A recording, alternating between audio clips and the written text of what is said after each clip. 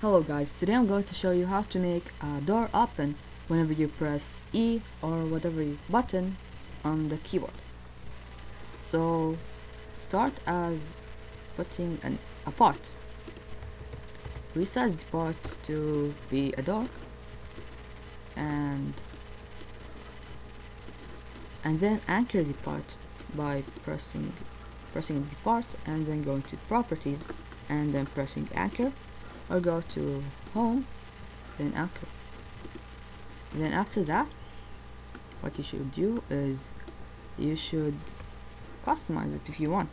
I'm going to customize it at a wooden door. I'm going to name it door.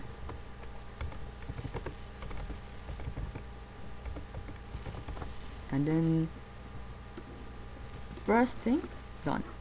The second, add a proximity promote.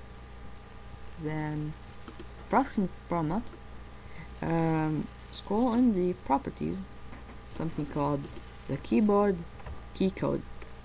This is what you should press whenever you want to open the door, so I'm going to keep it as E. And something above it called hold duration.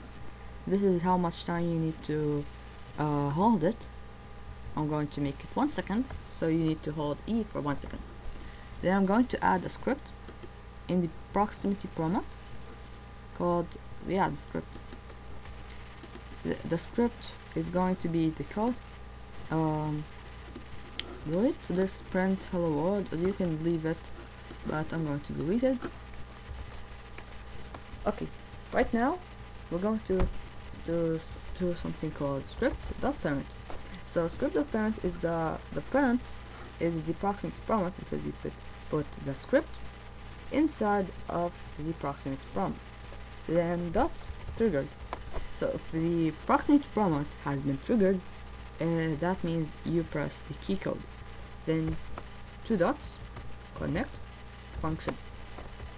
Then put the bracket, and there we go. The end should appear, and after that, inside of this code, inside of these 2 lines, is going to be what happens whenever you trigger. And right now we wanted to make it invisible and also can't collide, so you can walk through it. So I'm going to make a script.parent, but that's not right. You can't make the proximity promote transparency equal to 1. So we're going to make it the parent, which means the door, because we put the proximity promote in the door. So then transparency equal to 1. So that means it's going to be invisible.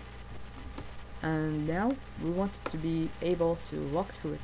So script.parent can't collide is equal to false, and false means that you can walk through it, and true means that you can't. Then we want it to close after a few seconds, so we're going to make wait 1, so 1 second, then it will close. And we're going to write the same thing, but not the same thing. So we're going to copy this and then insert it. So then we want it to close, so we're going to make it to 0. 0 means that you can't see through it. 1 means you can. False means that you can walk through it, and true means you can't. So that's the script.